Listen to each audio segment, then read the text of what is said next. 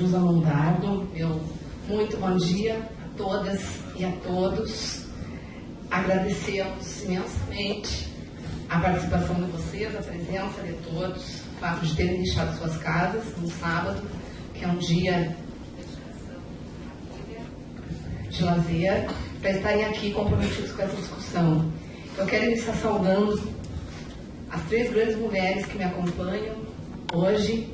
Tenho, pelas três, Dilza, Ana e Quitéria, vínculos já históricos de coleguismo, parceiragem e afetividade, e todas elas estão escritas na minha biografia de uma maneira muito especial. Particularmente, uma história longa em comum com a doutora Dilza Lombardo, que nos fez cúmplices também a nós três de algumas lutas jurídicas, algumas lutas emancipatórias, e entre as quais está uma formação humanística para os juristas brasileiros. Eu quero, então, na pessoa da Dilza, agradecer este honroso convite que me foi feito pela SMESC, essa distinção de tantas pessoas que poderiam vir aqui falar nesta manhã, e quero, ao mesmo tempo, dizer, parabenizar a direção e toda a equipe da SMESC pelo trabalho muito digno, muito nobre que essa instituição vem fazendo, pelo profissionalismo dos seus funcionários, né? Uma escola que está demonstrando que está muito comprometida com as questões do seu tempo, já solidificando uma trajetória de ensino muito importante no estado de Santa Catarina. Então, tudo isso me deixa muito feliz, e eu rasguei várias palestras que preparei para esta manhã, insatisfeita com todas elas. Eram 2 horas e eu ainda não tinha terminado a minha palestra porque o meu lixo estava cheio, e eu pensava, que responsabilidade. Então, falar ao público, sobretudo de operadores do direito, e de magistrados e de jovens que aspiram à carreira da magistratura, implica sempre um grande compromisso, mais ou menos o compromisso daquele peregrino que, sem ser portador de ingenuidades e fantasias, consiga sê-lo de esperança, no sentido de esperantar num tempo, no mínimo, de grandes incertezas, num tempo de gigantescas transformações. Trata-se de um tempo-espaço em profunda transformação, em que vivemos, nós acadêmicos, a angústia da captura de movimentos que não se deixam aprisionar em velhos rótulos, de novidades que dificultam traçar o que é continuidade e o que é ruptura. Trata-se de um tempo no qual, diferentemente das teorias totalizadoras do passado, que nos diziam não apenas onde estávamos, mas para onde iríamos, coloca em xeque paradigmas envelhecidos e velhas respostas, interpelando novas utopias, interpelando, sobretudo, novas mentalidades, novas ações e práticas, novos operadores. Que tempo é esse? Sem a pretensão de sumariar os desafios desse tempo, dos problemas desse tempo, eu diria a vocês, em 5 minutos, que nós vivemos um tempo marcado por preocupantes transformações. Joaquim Herrera sintetizou esse tempo dizendo que nós passamos de uma geopolítica capitalista da inclusão para uma geopolítica da exclusão. Boaventura de Sousa Santos traduziu o nosso tempo como sendo um tempo de crise de civilização, de crise de paradigmas, caracterizada pelo excesso de regulação em detrimento da emancipação, no qual a identificação da trajetória da modernidade com o capitalismo, inclusive e sobretudo das modernidades periféricas, como são as nossas, a regulação, que são um conjunto de processos e instituições tendentes aos processos de dominação e exclusão, vieram a se sobrepor massivamente sobre aqueles processos de emancipação, que são os processos tendentes a preservar o sujeito, a dignidade humana, a humanidade, dos danos, da violência e da dor. Então, nesse projeto, existe um déficit profundo de direitos humanos, uma sonegação profunda dos direitos humanos e grandes demandas para o direito. No tempo da globalização neoliberal, alavancada pela revolução tecnológica, pela sociedade da comunicação, onde se estrutura uma mídia impiedosa, espetacular e formadora massiva de opinião, O mercado veio a se tornar, no princípio, totalizador e totalizante, o regulador central das relações sociais. Houveram transformações profundas na economia, surgiram novos atores econômicos, o sistema mundo, baseado em Estado-nação, se transformou, houve uma modificação planetária das relações de poder e do modo de organização do poder. Junto com os Estados emergiram conglomerados transnacionais, novos atores e elites paraestatais, elites financeiras dominantes como o Banco Central, FMI, agências transnacionais. Os Estados se fragilizaram na sua soberania e, sob o influxo do neoliberalismo, a globalização neoliberal do capitalismo, que é a dominante, esvaziou tanto o poder político dos Estados, mantendo apenas alguns mega-estados com mais poder, como o Império Norte-Americano, fragilizou os demais Estados, sobretudo os Estados da periferia, e houve um desmonte sem precedentes do Estado e bem-estar social. Se agigantou, em contrapartida, o Estado penal e o Estado tributário. A falácia neoliberal é uma falácia porque o Estado não é mínimo. O Estado só é mínimo como prestador de direitos e cidadania, ao mesmo tempo em que é máximo e gigante como Estado penal e tributário, Estado regulador. Ao mesmo tempo, nesse caldo da economia globalizada, do poder político mega regulado, do poder econômico negacionado, o mundo parece que se converteu no mundo à imagem e semelhança do mercado. Tudo parece que se transformou em mercadoria, não apenas das coisas às pessoas, os corpos, as crianças, os adolescentes, parece que nada foi poupado. Há uma devassa do capital e do mercado e parece que as pessoas foram se transformando em microsistemas capitalistas construídas à imagem e semelhança da cultura de mercado. Parece que a lógica que anima cada indivíduo é a competição, a concorrência, a luta pela acumulação e pelo lucro, e parece que as nossas vidas passaram a gravitar em torno disso, comprimidas por um fenômeno que é também da globalização, a compressão espaço-temporal. Parece que a frase do nosso tempo é: eu não tenho tempo. Tão envolvidos que estamos em microatividades eficientistas, buscando eficiência, um lugar ao sol, um lugar no mundo, sucesso.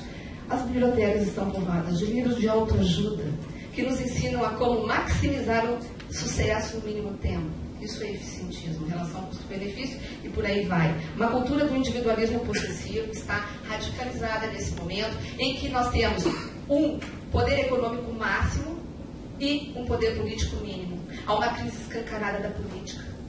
Há um esvaziamento do espaço público, todo mundo recolhido no espaço privado da vida. Há uma crise do legislativo, há uma crise do executivo, porque os Estados e a política não conseguem oferecer solução para os problemas que se multiplicam. O déficit de direitos humanos, a desigualdade mundial é radical, é alarmante. Nunca foi tão grande o esforço entre a superacumulação e a exclusão social. Tem um gigante aí que não dá mais conta, o conceito de classe não dá mais conta, mas nesse caldo de uma cultura individualista, que é também uma cultura amedrontada, com medo, uma cultura recuada, com medo daquilo que ela vê como sendo criminalidade, que é a maior ameaça do nosso tempo. A política se faz como política espetáculo, o Estado não consegue oferecer soluções, porque o espaço político está morto. O Estado começa a produzir leis, ou seja, respostas simbólicas, para gerar a ilusão de que os conflitos estão sendo resolvidos. E o núcleo grande dessas leis é leis penais. Nós vivemos um tempo em que a política foi transformada em política espetáculo, e no meio da política espetáculo está a política criminal. Nós vivemos um tempo, então, de esvaziamento das instituições, em que o acúmulo de problemas, de conflitos, de não realização dos direitos está indo bater as portas de um poder específico. Esse poder se chama Poder Judiciário. Nós vivemos num tempo de intensa litigação e conflituosidade que está desembocando no Poder Judiciário, para que o Poder Judiciário resolva os problemas e conflitos que a modernidade central e periférica não conseguiu resolver. Não só não conseguiu resolver, mas ajudou a produzir, desde a depredação ambiental até os problemas de sexo, gênero, terra, todos eles, classe, crianças, estão indo bater as portas do judiciário. A gente vive um mundo extremamente violento, em que matar e morrer está socialmente autorizado. Obama não permite o terrorismo, não aceita a morte. mas mata abertamente e tem o poder e o direito de exterminar sobre os aplausos da sociedade. E quando nós estamos aplaudindo o extermínio, seja de quem for, quando nós estamos autorizando o Estado a matar, nós chegamos num limite ético. A humanidade agoniza. Temos questões urgentes para resolver. Não vou nem falar de crise da ética. É nesse contexto que nós vimos um judiciário como um ator extremamente sobrecarregado. Nós vivemos um tempo, não apenas de inflação legislativa, que toda inflação vai desembocar no judiciário, mas de déficit de promessas e de direitos declarados na Constituição. O outro elemento-chave da litigiosidade é as portas abertas pela Constituição Republicana Democrática de 1988, que, por ser uma cartilha exemplar de declaração de direitos, também colocou na mão dos atores e das instituições do sistema de justiça mecanismos potencialmente emancipatórios. O que fazia essa questão se traduz no campo teórico, numa discussão. Qual é, então, o papel do poder do judiciário, nascido como um poder neutro e independente, que só deveria aplicar a lei, num contexto de economia globalizada, em que nós temos escancaradas que as promessas da modernidade não foram cumpridas, e a sonegação dos direitos. Temos a luta pela igualdade de direitos, de velhos direitos, e temos novos e multiplicáveis problemas e direitos que dizem respeito às lutas pelo direito à diferença também. Temos um campo de violência aberto que vai resultar em criminalização exacerbada. Uma página específica da ampliação do campo da judicialização dos conflitos, o centro dele é ocupado pela criminalização dos conflitos. Dentro das justiças, a justiça penal e o Estado penal estão hipertrofiados. A pena é a maior oferta na bandeja do poder jurídico. Então, nós temos que responder que está sobre as nossas costas, operadores do sistema, de professores a policiais, promotores de justiça, advogados, defensores, agentes do sistema penitenciário e, sobretudo, juízes. A pressão da crise.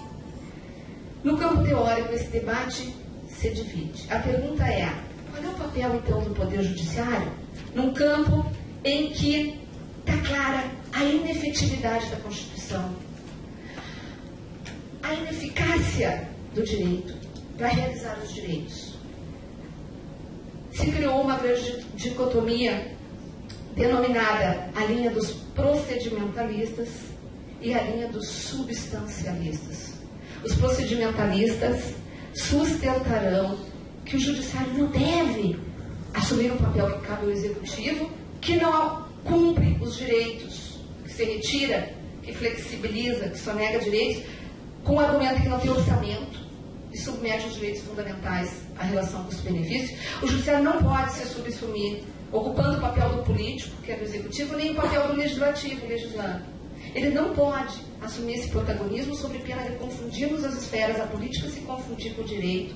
E nós temos um sistema ornotorríntico, um misto ambíguo de política e direito. Isso é uma confusão. Essa linha interpretativa dos procedimentalistas, ela é capitaneada por autores de porte, sempre europeus, como Judge Habermas e Garapon. Eu estava até procurando aqui uma passagem do Garapon para ler para vocês, em que o Garapon argumenta por que o judiciário não deve assumir este protagonismo. Na outra linha estão os substancialistas, né, dos quais a tendência é representada por Ronald Dworkin, por exemplo, que vão dizer que sim, que o judiciário deve assumir um grande protagonismo, que o judiciário deve entrar nesse gap, e que o judiciário representa, então, uma instituição que tem um papel essencial a cumprir na afirmação dos direitos humanos, no fortalecimento do Estado Democrático de Direito e da democratização da sociedade brasileira. O que está em discussão é o humanismo. Ou seja, como nós vamos fazer para cumprir a cartilha dos direitos humanos, a dignidade humana e resgatar todos esses espaços e essa civilização perdida. Este o contexto que eu coloco para discutir formação humanística e magistratura.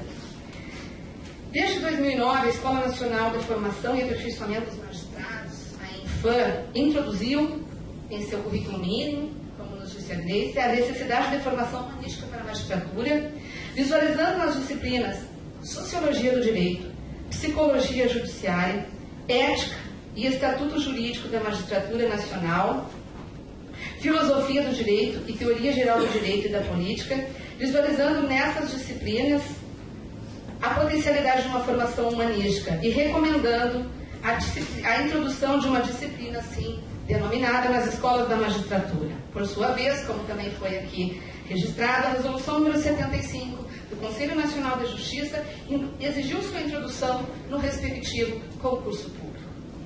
Trata-se de uma preocupação oportuníssima e legítima que entreabre por si só, um espaço institucional para uma discussão e um debate mais do que necessários. Essa introdução nos remete de imediato para os signos do nosso tempo, para o que é humano, humanidades, humanização da formação dos magistrados e, por extensão, da instituição da magistratura. Inaugura importante espaço pedagógico e institucional. A questão-chave é como esse espaço será ocupado. Que parece claro que por detrás desta iniciativa existe uma preocupação em ultrapassar a formação tradicional, tecnicista e dogmática de onde nós, operadores do direito, viemos. Mas, por outro lado, os pontos de chegada não parecem definitivamente claros. Eu acredito que o que vai fazer a diferença entre as apropriações positivas ou negativas desse espaço vai depender de como as escolas da magistratura vão tratá-las. Eu confesso a vocês que tenho percorrido a internet em busca de elementos para subsidiar esse trabalho, já que distinguida fui para ministrar essa disciplina nesta escola a várias mãos, entre outras com a professora Dilza Mondato. E eu vou registrar de cara que impressionou-me ver na internet a imediata mercantilização dessa proposta. A produção de livros relâmpagos, a produção de oferecimento de cursos relâmpagos, prometeicos e gelatinosos, para iludir os nossos concursandos com a receita certa das respostas certas. Isso tem me impressionado muito. E entre os cursos, é claro, desconta o feirão implacável do Instituto Luiz Flávio Gomes, sempre de plantão para novidade de ocasião, para oferecer o seu receituário de sucesso. Era disso que eu estava falando, de uma mídia que sempre quer nos ajudar. Isso é autoajuda. Se a questão for colonizada por essa linha mercantilista, é assustador. Nós não queremos seguir esta direção e queremos nos colocar numa linha oposta a ela. Nós queremos, por dentro desse espaço importante, que sinaliza uma preocupação do judiciário, nós queremos discutir, então, seriamente, qual é o alcance hoje, diante desse contexto excludente, globalizado, qual é o alcance de uma formação humanística para a magistratura. Em que consistiria uma tal formação humanística? Como que uma formação tem que ser para galgar um tal estatuto? De imediato, aparece uma questão. As escolas da magistratura são formações complementares à formação jurídica tradicional. Nós, juristas, temos pai e mãe. Nós viemos de uma formação jurídica tradicional. Então, de imediato, eu entendo que para discutir qual o sentido dessa formação, se ela quer efetivamente humanizar e sensibilizar uma magistratura para os problemas do nosso tempo, se ela quer nos requalificar mais e melhor, para que nós possamos sentir as dores do nosso tempo, trabalhar com uma ética de autoridade sensibilizada para a morte do outro, para o sofrimento do outro, nós temos que revisitar de onde nós viemos. Nós temos que revisitar aqui qual é o paradigma que nos informa ou deforma nas faculdades de Direito e para evitar aquele alerta que fez Boaventura de Souza Santos ao nos dizer que, é muito importante, antes dessa legislação, Boaventura falou isso há alguns anos atrás, quando fez no Brasil uma palestra para magistrados. Eu estou citando um alerta que o Boaventura fez, com razão, na obra Para uma Revolução Democrática da Justiça, que será objeto da discussão na nossa próxima aula de formação humanística na semana que vem. O Boaventura disse o seguinte: é muito importante que as escolas da magistratura envergonhem as faculdades de direito positivistas. O Boaventura disse isso alertando para o fato que as escolas da magistratura têm que dar um passo além na sua formação, têm que buscar o diferencial. Mas que elas não podem, disse ele, repetir os erros das faculdades de direito positivistas. Então nós temos que discutir qual é o diferencial que as escolas da magistratura podem e têm que dar por um imperativo categórico de salvar vidas hoje, para se diferenciar e dar esse saldo, porque nós chegamos aqui formados pelas escolas de direito. Então, a minha primeira fala vai ser revisitar o paradigma dogmático, de onde nós viemos e qual é o modelo que forma dominantemente a formação jurídica tradicional. Vamos nos revisitar, porque revisitar o paradigma que nos forma e que produz os operadores contemporâneos é revisitar a nossa autoimagem e a nossa prática, porque a nossa prática vai se basear nesse modelo. Então, com isso não quero dizer que todas as escolas de direito tenham seguido à risca o paradigma. Ao contrário, a história das instituições de ensino superior no Brasil mostra que a pós-graduação rompeu com isso e que tem escolas que há muito tempo já proclamam uma matriz diferenciada de formação. Nós estamos falando em Santa Catarina, onde viveu Luiz Alberto Vará, e onde se produziu a maior escola de direito crítica do país. Uma escola que não seguiu esse paradigma porque produziu tensão em relação a ele. Acho que todas nós nessa mesa nos reconhecemos nessa formação, fomos sementes lançadas a um solo que fertilizou. Estamos aí lutando nessa linha. Por isso nós hoje podemos estar aqui. E a minha homenagem nesta manhã vai a Luiz Alberto Vará. Coube um argentino fazer a maior revolução ideológica e cultural nas escolas de direito brasileiras que essa sociedade jamais havia visto. Nós devemos um tributo gigantesco a Vará.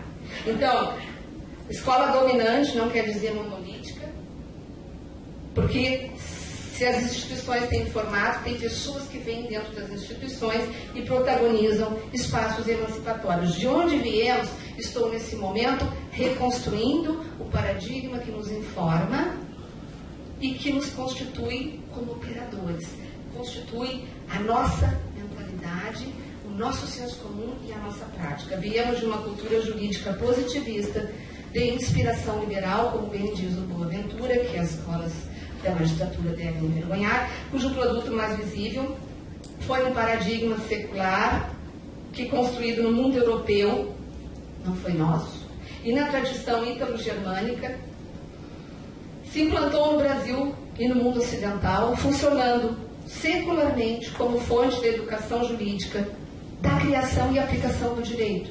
Porque esse paradigma se torna dominante, se institui de forma dominante na formação jurídica, para formar os operadores que vão exercer dominantemente o seu ofício no sistema de justiça. Tem aí um mecanismo de feedback que precisa ser entendido. Refiro-me à dogmática jurídica e às dogmáticas parciais que, com base nesse paradigma e na dicotomia de direito público e privado, foram criadas historicamente. Se constituíram tantas dogmáticas quanto os ramos do direito se construíram historicamente, começando por historicismo com Hegel e Savigny, na dogmática do direito privado, e se viam chegando ao campo do direito penal. Então, nós estamos perante um modelo eurocêntrico de ciência jurídica que se afirmou como sendo o paradigma dominante de ciência jurídica aqui na periferia. E até hoje, dominantemente reproduzido como fonte da formação, da prática e também da criação do direito.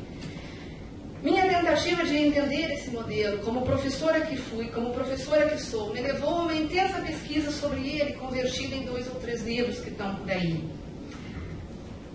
O ponto de partida para entender o paradigma que nos forma e que nos deforma foi, nessa minha pesquisa, escutá-lo.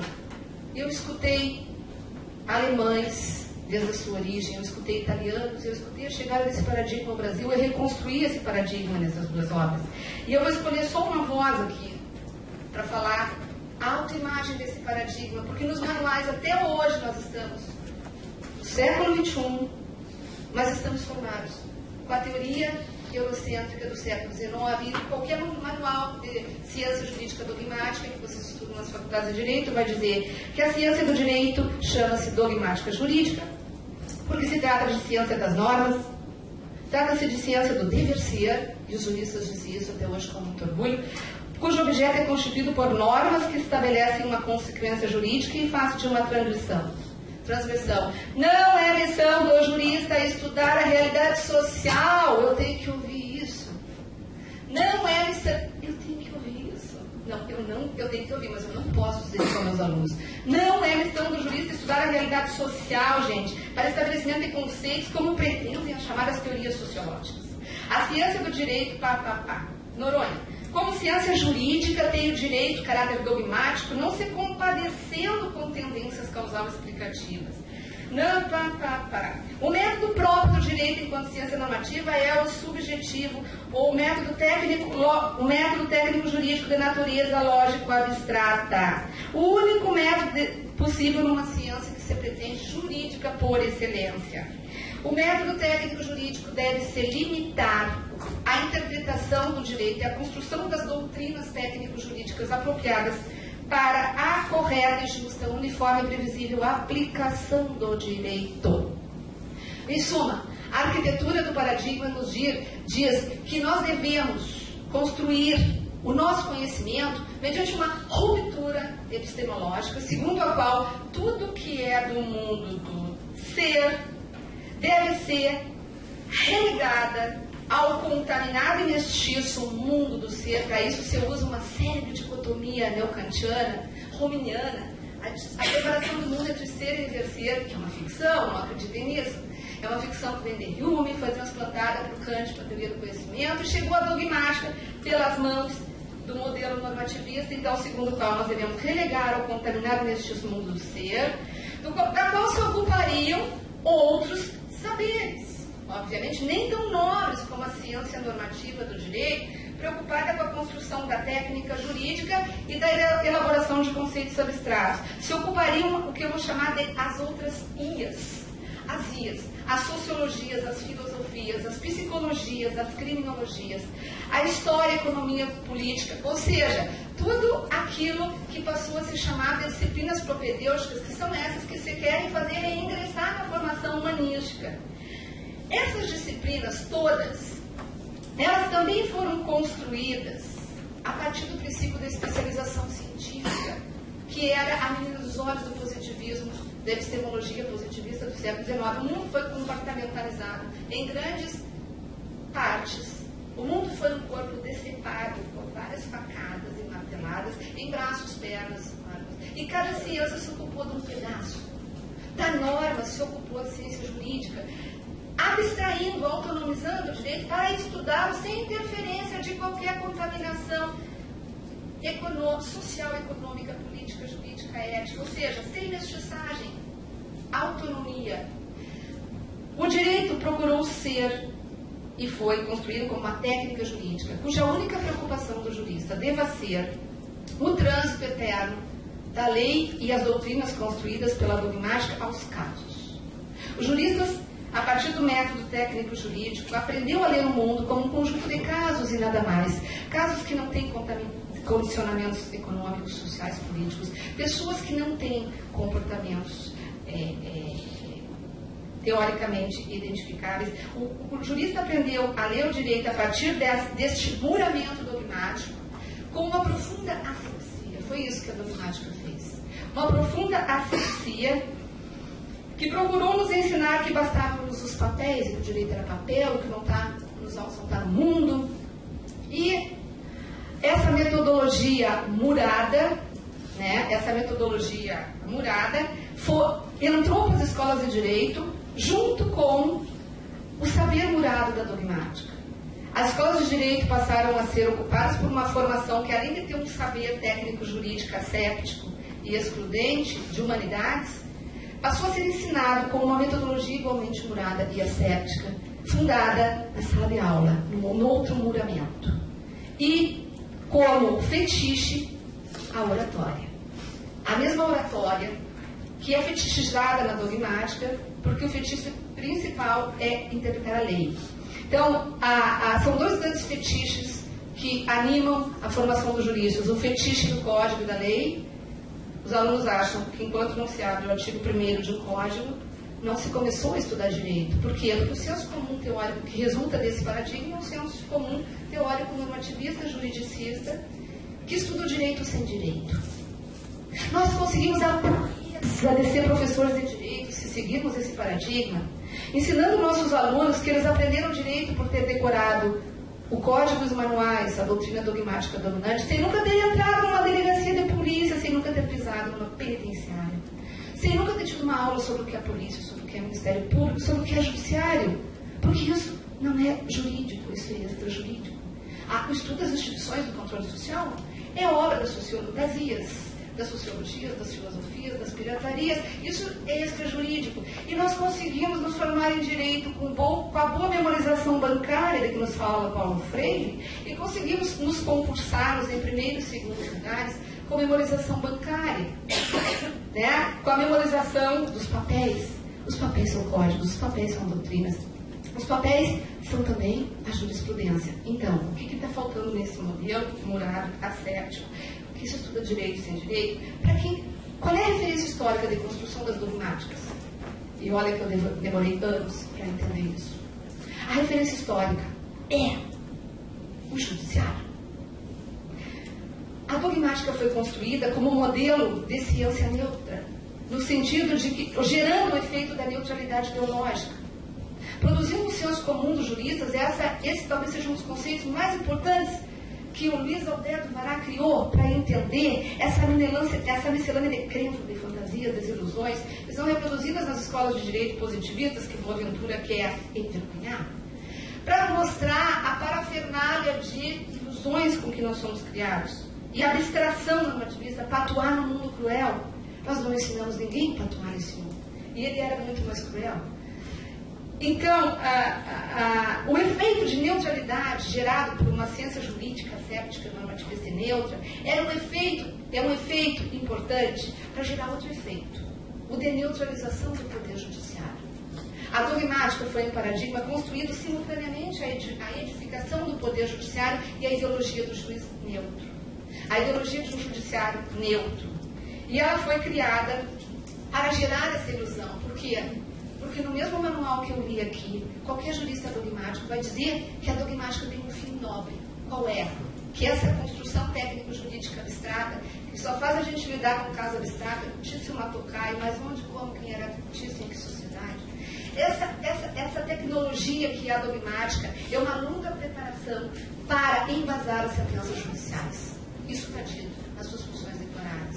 O princípio da sociedade longe foi descrito por Boaventura, porque é esse princípio que está consagrado nesse paradigma. O Boaventura diz assim, então, uma grande expressão desse paradigma é que ele é competente a interpretar o direito e incompetente a interpretar a realidade.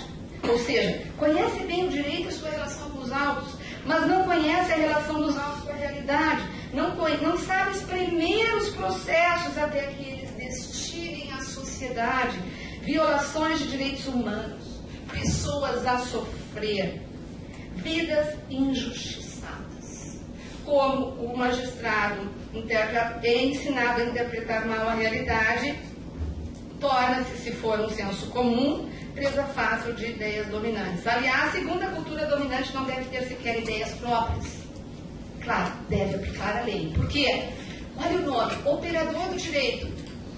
O operador do direito deve fazer o direito, porque ele já encontra pronto pela lei e a doutrina. Nós não somos convidados a pensar o direito, porque o direito está pronto.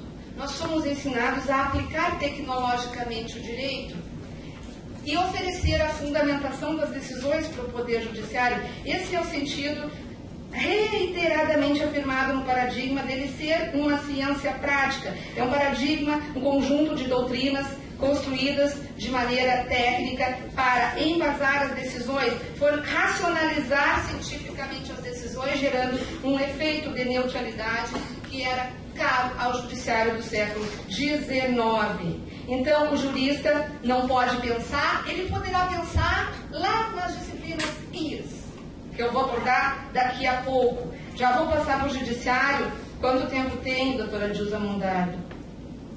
Por isso eu falo o destinatário do paradigma dogmático, e daí a sua condição de musa na educação jurídica, é o Poder Judiciário. Ele foi criado para instrumentalizar as decisões judiciais e produzir um mito da neutralidade ideológica do judiciário. Isso está numa obra muito importante sobre dogmática, Tércio Sampaio Ferraz Júnior. Mas a dogmática também foi criada para quê? E essa é a questão central. Para produzir, com as suas teorias, uniformização das decisões judiciais. Uniformização decisória, igualdade jurídica. Toda a minha pesquisa mostrou essa promessa reiteradamente afirmada. Ela foi construída para produzir em uma palavra um signo que simboliza todas as promessas da dogmática: segurança jurídica, previsibilidade das decisões, um mundo seguro e previsível, porque se saberia o que sairia do Poder Judiciário e da boca do juiz. A dogmática, então, ela foi construída para dar, esquecendo de que precisava racionalizar a polícia, o Ministério Público e as outras expressões jurídicas no sistema. Qual é, portanto, o rosto do Poder Judiciário que emerge neste modelo? Século XIX eurocêntrico, projeto da modernidade eurocêntrica, que não era nossa, e nós entramos. A engenharia institucional da modernidade nos mostra que emerge, junto com a dogmática, o rosto de um poder que, sacralizado pela... Estou falando do judiciário instituição, não estou falando dos juízes. Estou falando do modelo do século XIX, eu não estou falando dos sujeitos dentro desse modelo. Emerge o judiciário sacralizado pela teoria da separação dos poderes e institucionalizado no marco do Estado de Direito liberal.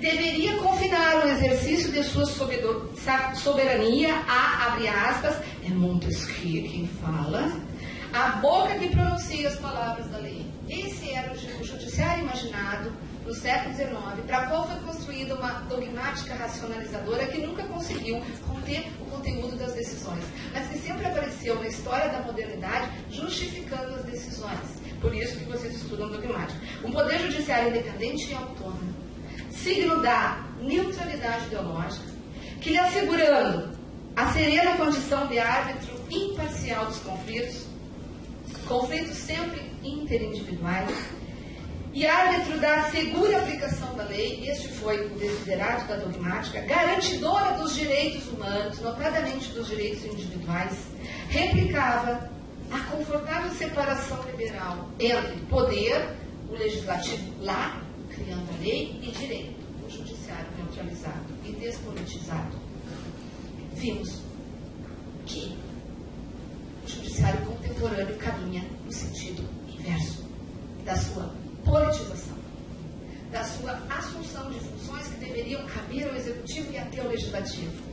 Esse contraste que nós temos que fazer agora na discussão de um judiciário socialmente construído como um judiciário neutro e defensor, como eu vou colocar, de um conjunto de bens e valores importantes, a um judiciário politizado, né? De um judiciário discreto e recatado, quase invisível, a um judiciário protagonista e que deve ou não ascender à cena democrática. Desta forma, o judiciário emerge na modernidade, não nos iludamos, como um braço nobre da regulação social, do controle social e, portanto, como um poder funcionalizado para a estabilização e manutenção da ordem social burguesa, capitalista, patriarcal e racista, ou seja, a ordem que se consolidava nesse momento histórico. Não é por outra razão que ele produziu para funcionalizá-lo uma cultura jurídica positivista de inspiração liberal, cujo produto é o que acabo de descrever, cujo produto mais secularizado é a dogmática, que constitui até hoje a matriz dominante da formação dos operadores jurídicos, produzindo um jurista típico, técnico, e um senso comum teórico típico. Todos nós fomos formatados para não pensar e para agir mecanicamente. Se há um problema jurídico, é uma solução, se há um crime, é uma pena. É por isso que a lógica de funcionamento estrutural do judiciário tem sido a seletividade. Mas como o judiciário é instituição, é funcionalizado por juízes, por magistrados, as amarras reguladoras da instituição nunca puderam conter os potenciais democráticos e emancipatórios que o próprio modelo também é. E que vem sendo ocupados através da história por magistrados críticos e democráticos, que de fato têm sido protagonistas de uma ordem menos injusta e menos autoritária. Portanto, o judiciário abre, a meu ver, marcado por uma ambiguidade profunda. Por um lado, regulador e mantenedor da ordem. Por outro, portador de um conjunto de promessas ou funções declaradas vinculadas ao pilar da emancipação. Nós não podemos negar os avanços que isso significou, a defesa de interesses e direitos, justiça, solução de conflitos. E é esse potencial simbólico que tem sido apropriado por infindáveis lutas de magistrados pela efetivação dos direitos humanos e da cidadania, lutas que têm sido travadas com um impacto cotidiano sobre vidas humanas que não é possível contabilizar. E são esses magistrados que estão abrindo as portas para uma discussão sobre formação humanista. O ensino do direito ainda elevou a condição de musa no ensino dogmático e de resíduo a pesquisa e a extensão, que são os espaços educacionais, pedagógicos, por dentro dos quais se poderia interagir com essa sociedade para a qual a dogmática fechou as portas e aprender escutando-a. Mas, no entanto, o que resulta da nossa cultura positivista e dogmática e tecnicista é uma grande soberba. Por isso nós nos chamamos de doutores já quando entramos no curso, porque nós nos colocamos no camarim da história. Essa cultura alimenta a soberba, a onipotência e a arrogância. A onipotência do sistema de justiça, do direito como um todo, no sentido de que ele pode tudo, de que ele resolve tudo, e de que nós, operadores, podemos resolver todos os problemas sociais. Nós temos uma postura de soberba que levamos quando vamos fazer a pesquisa e quando vamos fazer o resíduo da extensão, porque nós não queremos saber escutar nada nem ninguém. O mundo da vida está lá, a gente nem vê. A gente dá assistência na sala, a gente sentencia na sala, a gente não enxerga esse caldo proteico de vida e de dor e de humanidade, né? A gente transforma essa sociedade em laboratório de experimentação. E daí a gente vai fazer extensão ou com fim assistencialista, levar o nosso saber para resolver os problemas sociais, para a pobreza. Ah, que bonito, a universidade está cumprindo uma função social nobre. Estamos ajudando os pobres. Porque nós só fizemos extensão na periferia, ninguém pensou em fazer extensão no legislativo, com a vassalagem da corrupção que tem lá, que é um dos elementos que mantém a pobreza aqui. Ninguém pensou em devassar os gabinetes, né, para fazer uma pesquisa laboratorial sobre lavagem de dinheiro, corrupção no poder político, as grandes fraudes econômicas, o engodo do poder econômico, o patrimonialismo brasileiro que enche nossas instituições de corrupção. Ou seja, os megas, as elites eternamente imunizadas, a extensão vai para a pobreza. E nós vamos ou com a visão assistencialista dos mega que tem que ajudar os mínimos, ou com a visão laboratorial, porque nós queremos aprender o nosso ofício. A gente vai experimentar a comunidade, gente. Graças a Deus, essa visão de extensão está mudando em todo mundo. A UFSC está protagonizando uma outra visão de extensão e interação. Escuta. Bom, por fim, as IAs. O que fazer com as IAs? Estou chegando no final. Dogmáticas no centro, musa, rainha do concurso, primeiro lugar, ensino dogmático, primeiro lugar, ensino, segundo, pesquisa, porque a pesquisa deveria ensinar a pensar, mas não consegue, porque reproduz o modelo de reprodução de conhecimento técnico. Morte do sujeito, nós somos mortos há muito tempo. Mataram o juiz, mataram os operadores, para que nós não falássemos, mataram a nossa autonomia e mataram os destinatários, as pessoas, porque o sistema de justiça deve se dirigir, asepsia aqui, asepsia lá, vai fechando, metodologia fecha, paradigma fecha. O que fazer com as IAs? As disciplinas que nós chamamos de IAs, as sociologias, as filosofias, as psicologias, as antropologias, elas ingressaram sim no ensino do direito, há muito tempo, mas ingressaram também na periferia. E mais, elas ingressaram como disciplinas etéticas ou propedêuticas que deveriam ter um fundo humanizar o ensino do direito, com a mesma promessa que hoje a ANFAM introduz essas disciplinas na formação dos magistrados. Com essas disciplinas, para nós que somos professores, fomos professores delas e discutimos isso o tempo inteiro, vem acontecendo, caríssimas, um conjunto de problemas muito sérios. E eu vou enumerar 2 ou 3.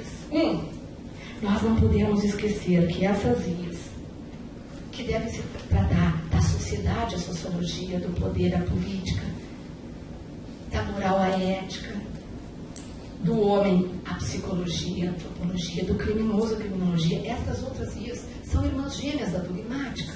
Se nós estudamos essas disciplinas também à luz do mesmo paradigma positivista da especialização científica e cientificismo que gerou a dogmática. E elas têm a mesma lógica da compartimentalização do mundo e da impossibilidade de nos conduzir à unidade, ao entendimento todo da sociedade, do direito, porque elas também cientificizaram os seus objetos e foram construídas com lógicas perversas. Quando entramos nessa esplendorosa periferia, pensando que vamos encontrar a sociedade, encontramos de novo grandes asepsias.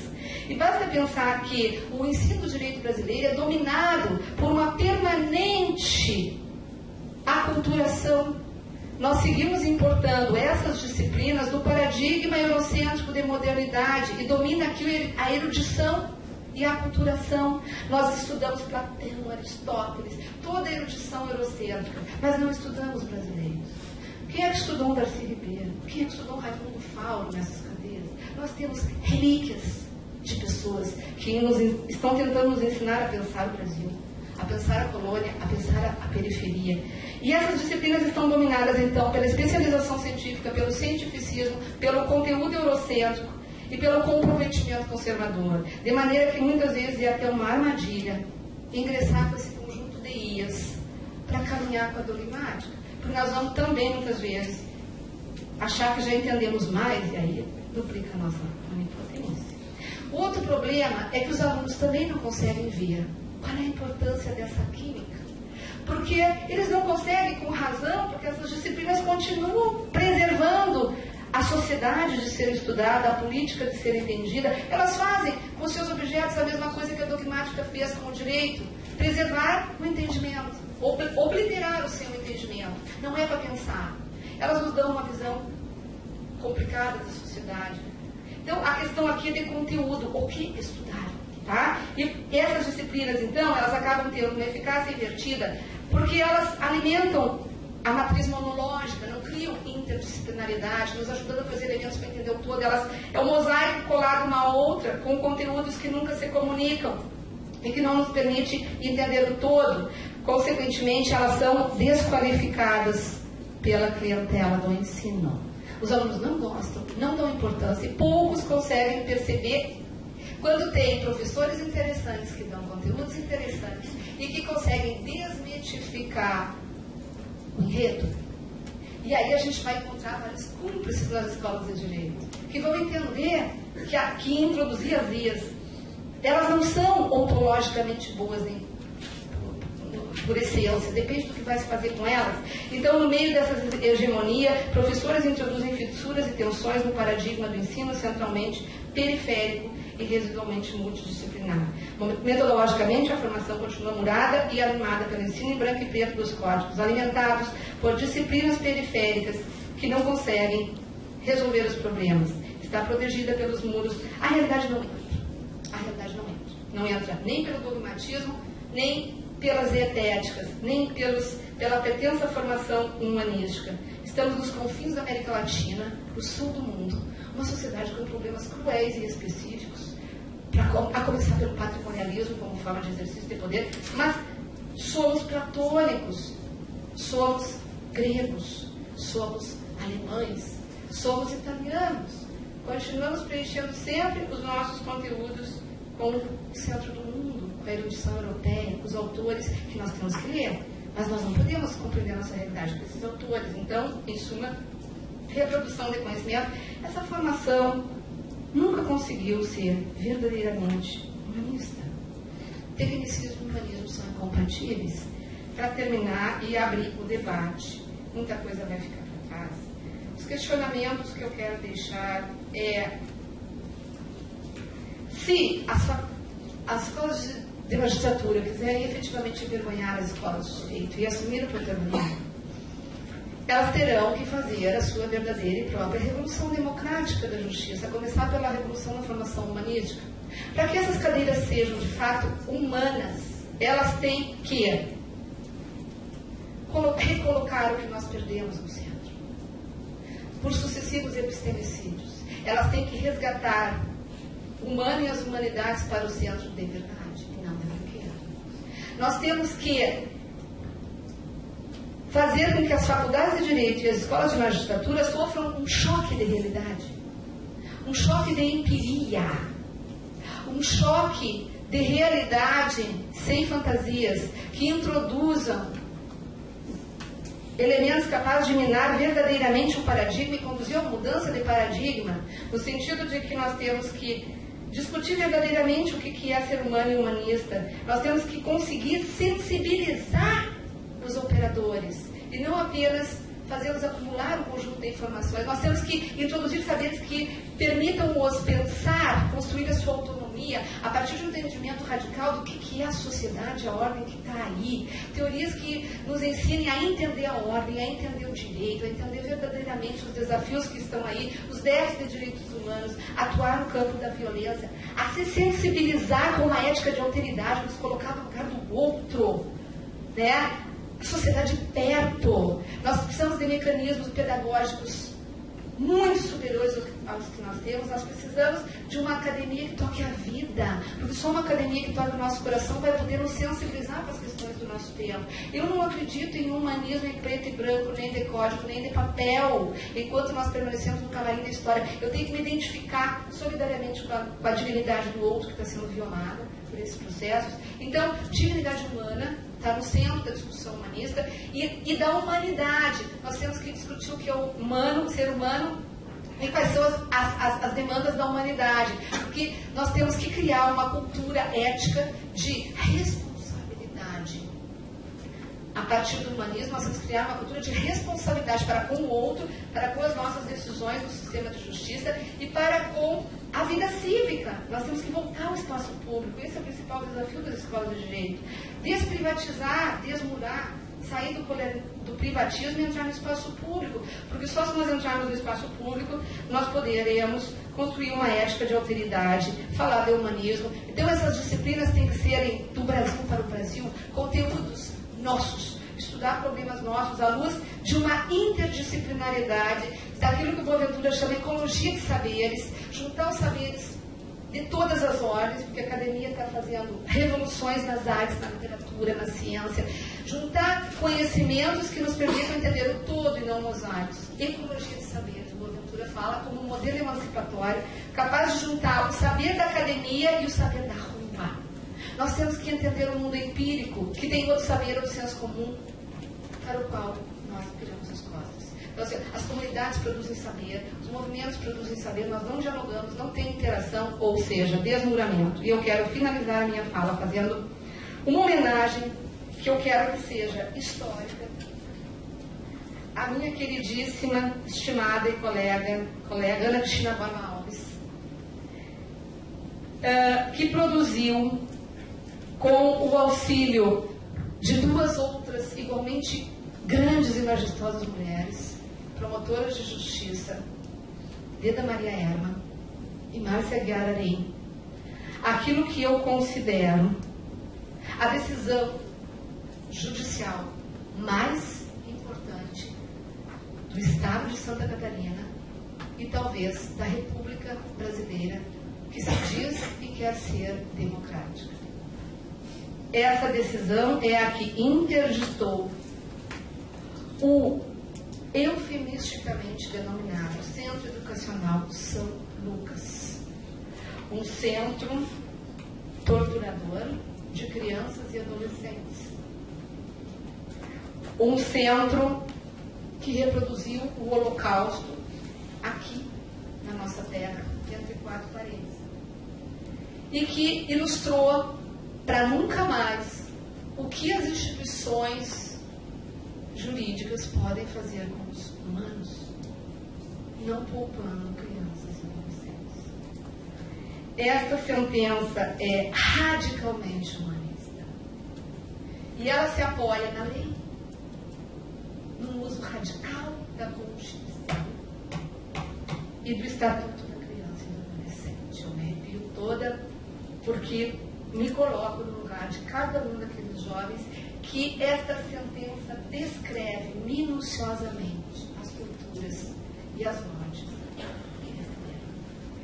A sentença foi proferida nos autos do processo número 064 10 0088 086, autos do processo administrativo instaurado para a apuração de irregularidades neste centro. E ela epigrafa com o artigo 5º do Estatuto da Criança e do Adolescente. É uma decisão que usa a lei e a Constituição contra a dogmática a favor da vida e do humanismo.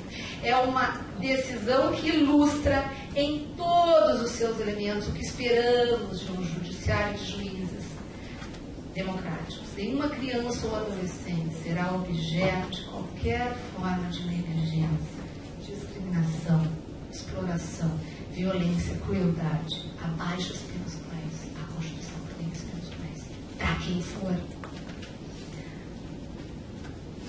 Nenhuma criança será objeto de qualquer forma de negligência, discriminação, exploração, violência, crueldade e opressão, punido na forma da lei, qualquer atentado por ação ou omissão aos seus direitos fundamentais. Você orgulha deste Estado, como ter orgulha com outras tantas decisões. José Mondaro nos orgulha, esse é o caminho. Então, vamos falar a sério sobre formação humanista e vamos apropriar com radicalidade este espaço importante que está sendo conferido à magistratura desta terra e deste país. Não vamos cair no conto do Papai Noel de novo. Temos que mudar a história. Eram essas provocações que, por tempo demasiado, pude fazer nesta manhã que deveria ser de lazer e descanso. Obrigada.